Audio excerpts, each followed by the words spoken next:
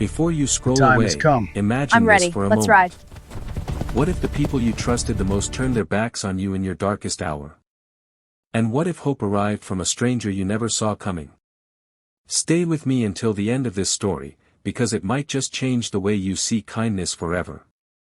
And if stories that touch your heart mean something to you, don't forget to like this video and subscribe to the channel, because sometimes, the smallest support can keep hope alive. The rain poured heavily the night Sanaa became a widow. The sky seemed to mourn with her as she stood in the hospital corridor, her hands trembling, her world collapsing in silence. Her husband, Amir, had been her only true support.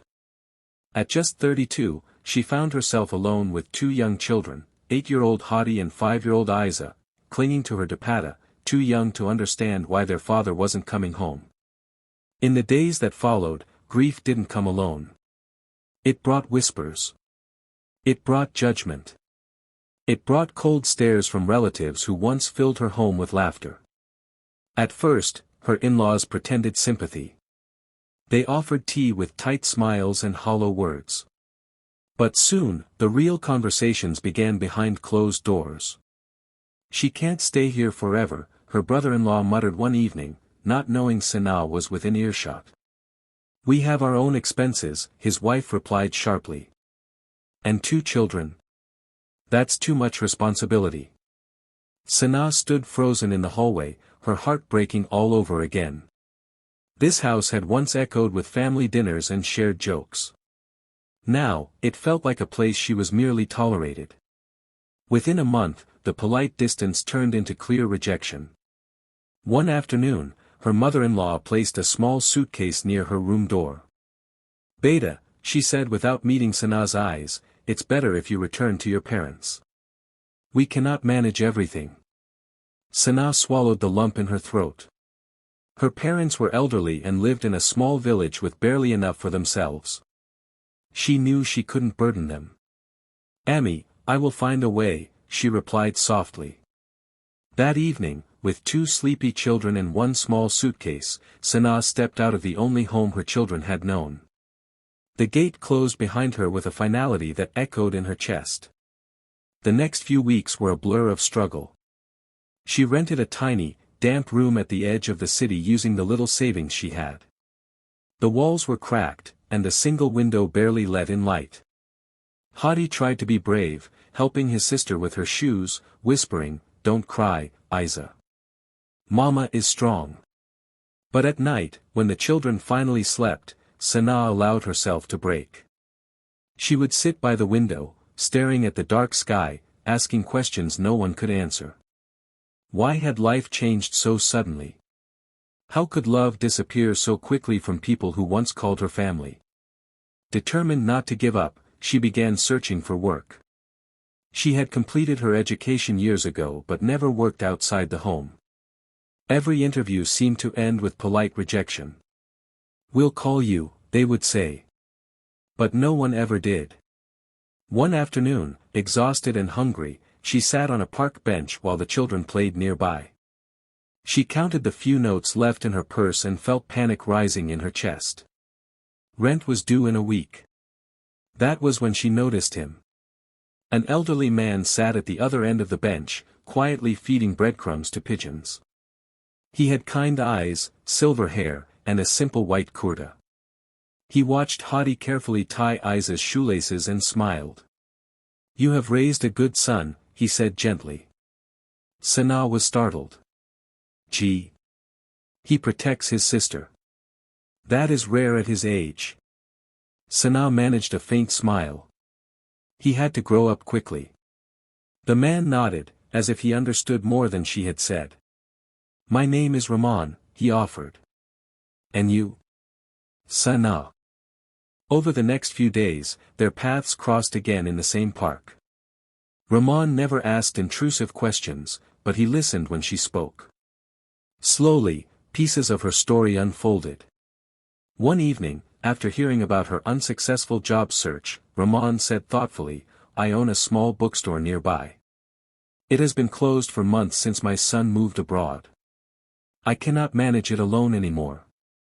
Would you consider helping me run it?" Sanaa blinked in disbelief. I don't have much experience. You have honesty in your eyes, he replied calmly. Experience can be learned.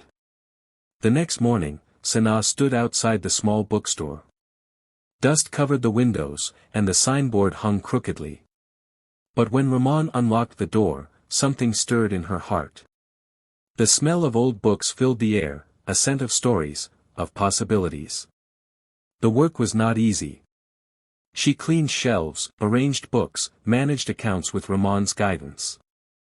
Hadi and Isa would sit in a corner after school, flipping through picture books. For the first time in months, laughter returned to their lives. Customers slowly began to return. Sanaa's polite nature and genuine recommendations made people comfortable.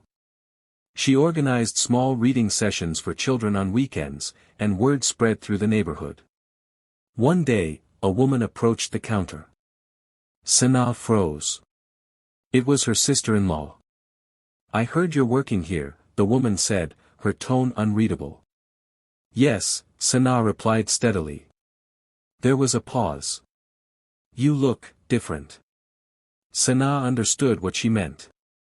She wasn't the helpless widow they had expected to see. She stood taller now. "Life teaches us many things," Sanaa answered calmly. When the woman left, Rahman approached her. "You handled that with dignity," he said. "I realized something," Sanaa replied softly. "We cannot control how people treat us. But we can control how we rise." Months turned into a year. The bookstore flourished more than Rahman had imagined. He officially made Sanaa his business partner, transferring part ownership into her name. "You brought life back into this place," he told her. "And into my lonely days." Sanaa's eyes filled with tears. For the first time since Amir's death, she felt seen, not as a burden, not as a responsibility, but as a capable, resilient woman. One evening, as they closed the shop, Hadi asked, "Mama, is Uncle Rahman our family?" Sanaa smiled at the elderly man who stood locking the door. "Yes, Beta," she said gently. "Family is not always about blood. Sometimes, it is about kindness." Years later, the small bookstore became a well-known community hub. Hadi dreamed of becoming a writer. Isa wanted to be a teacher. And Sanaa? She no longer feared the future. She often thought back to that rainy night outside the hospital. If someone had told her then that she would one day smile again, she would not have believed it.